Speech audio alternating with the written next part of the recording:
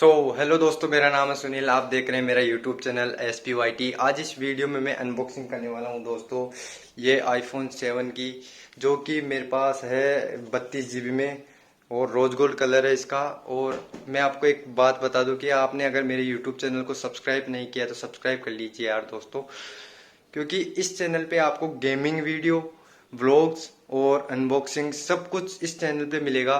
तो सब्सक्राइब कर दो यार, अपने भाई का चैनल है। और लेट्स गो, इसकी अनबॉक्सिंग देख लेते हैं अपन। और एक और इम्पोर्टेंट बात बता दो दोस्तों कि मैं जयपुर का हूँ, राजस्थान से। तो जितने भी भाई अपने जयपुर से देख रहे हैं सब्सक्राइब कर दो भाइयों यारो, क्योंकि अपने भाई का चैनल है। तो अब देख लेते हैं इसकी अनबॉक्सिंग, जो कि मेरे को 45,000 रुपये का पड़ा था। शायद मैंने दो साल पहले ये परचेज किया था, शायद। हाँ, 45, शायद 44-45 हज़ार रुपये का परचेज किया था, क्योंकि जिसकी अनबॉक्सिंग मेरे पास शायद कंप्यूटर में यहाँ डिलीट हो गई थी, तो मैंने अभी उसको रिकवर किया है कैसे जैसे करके। तो अब चलते हैं और देखते हैं यार इसकी अनबॉक्सिंग। कितना मस्त दिखता था ये जब मैंने परचेज किया था इस फ़ोन को। चलिए देख लेते हैं इस फ़ोन को।